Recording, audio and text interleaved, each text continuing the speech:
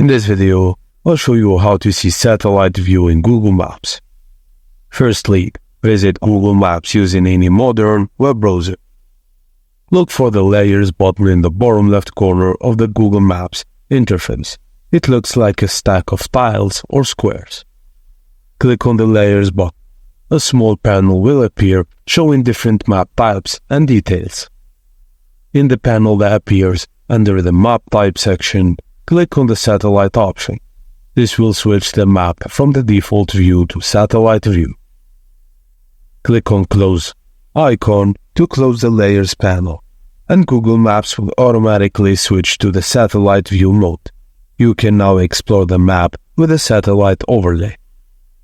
To switch back to the default map view, repeat the steps and select Default or Map instead of Satellite. And that's it, guys. Thank you for watching, and please don't forget to like and subscribe for more.